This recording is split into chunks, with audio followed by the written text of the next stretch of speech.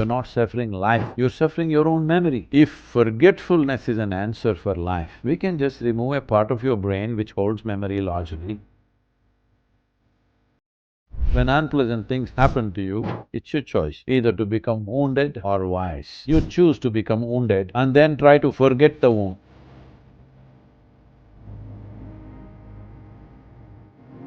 How can I forget someone who hurt and betrayed me and move on with my life?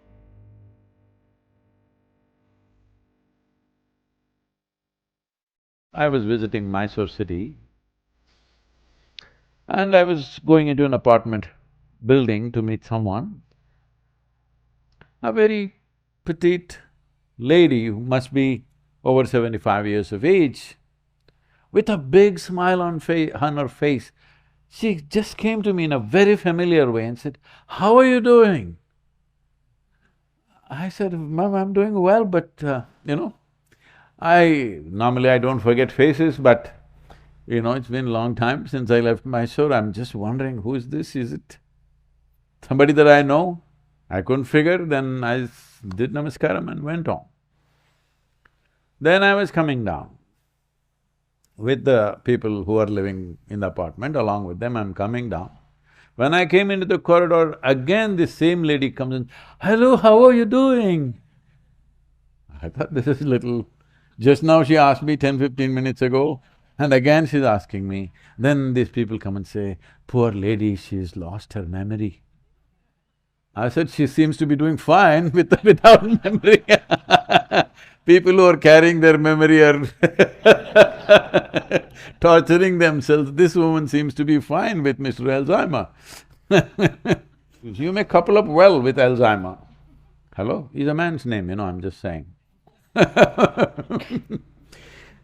See, if you're forgetful, you don't have to forgive anybody.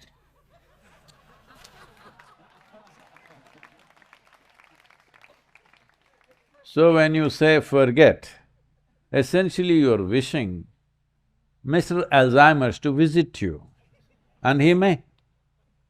Don't wish for such things. Hello? You say, "I want to forget this, I want to forget that." You may be granted, your wish may be fulfilled. Why should you forget anything? You're trying to forget because you don't know the simple sense that you are suffering your memory, you're not suffering life. You're suffering your own memory.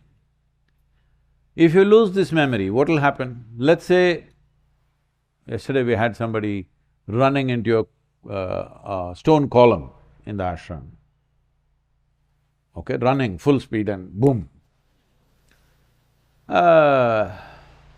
So suppose you forget it, maybe every day you will run into it. Once you get hit by a stone column, which is not coming after you, it's just standing there.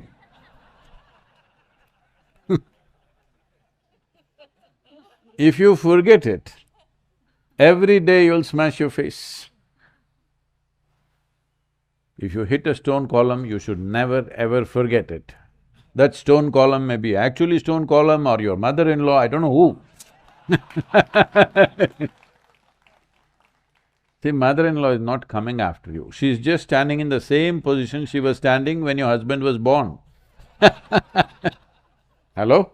She's standing in the same place and you think she's in the way. No, she's standing in the same place, my son, my son, my son. All right? She's not coming after you, but you're running into it.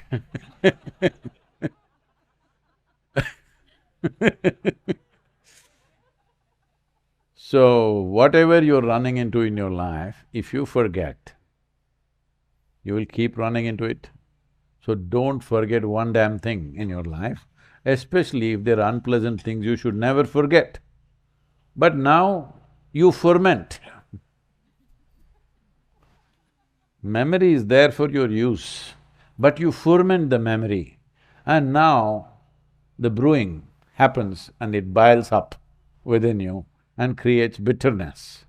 No, memory is supposed to be stored in a chip, not even a stick anymore, it's a chip. But here the mechanism is so sophisticated, the technology, it is not even a chip, it is simply somewhere a little bit of chemistry holding it. So let it be there. If you allow it to ferment, of course, it will intoxicate you, it will poison you in different ways. You don't know how to keep your memory. So you're thinking, let me forget. What if they grant you a visit from Mr. Alzheimer's? Will you be happy that you forgot all your bitterness? If forgetfulness is an answer for life, we can just remove a part of your brain which holds memory largely. You don't remember a damn thing. You can be like this, unaffected by what happened yesterday. Is that what you want? If you become like that, we call you retarded. We don't call you enlightened. All the memory of lifetimes are there with you, not just one life, of many lifetimes. In this, there are many unpleasant things, many. But when unpleasant things happen to you, it's your choice, either to become wounded or wise. You choose to become wounded and then try to forget the wound. Do one thing. See, something that you want to remember, you cannot remember. Something that you want to forget, you cannot forget. Is that so? Hello? Try to forget something, it stays with you all the time. Try to remember something, 2 minutes later it seems to be gone. So I'm saying you not organized this properly. You're not programmed your computer properly. If you say remember, it forgets. If you say forget, it remembers all the time. Even in your dreams, the same people come. Just look at this one person and say, I want to forget this face. This face will… wherever you look, from the trees it'll come at you, from the sky it'll come at you. So this is the nature of the mind. You, without understanding a damn thing about yourself, you're trying to blunder through life, that is the problem. The problem is not with your life situations, the problem is without even reading the basic user's manual, you're trying to go through life. There is a price to pay. If you don't pay any price, I will be disappointed. Because it took lifetimes to observe and figure out how it works. Without knowing anything, if you can also live like me, I will be very disappointed. I will think it's very unfair. Hello? Yes or no? You strive to get somewhere. Somebody was just pushed there, don't you feel it's unfair?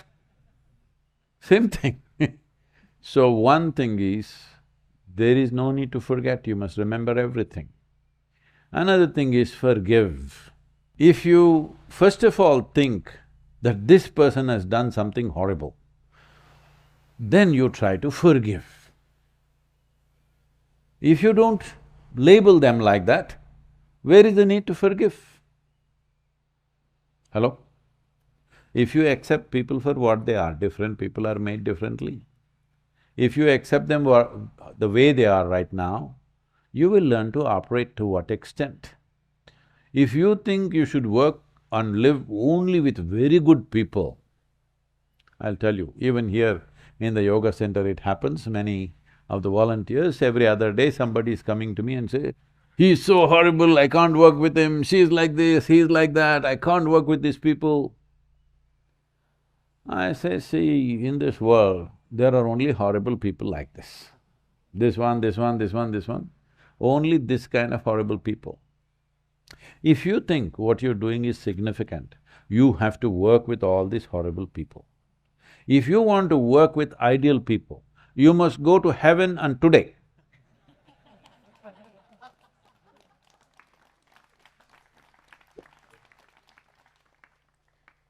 Ideal people. Usually ideal people are all dead people, isn't it? Do you see? Has it happened to you, somebody that you had so many problems with, the moment they died, oh, how wonderful they were. Dead are always wonderful. The living, who come with… it's a mixed package. What you can get out of it, how can you make the best out of it? That is the whole challenge of life.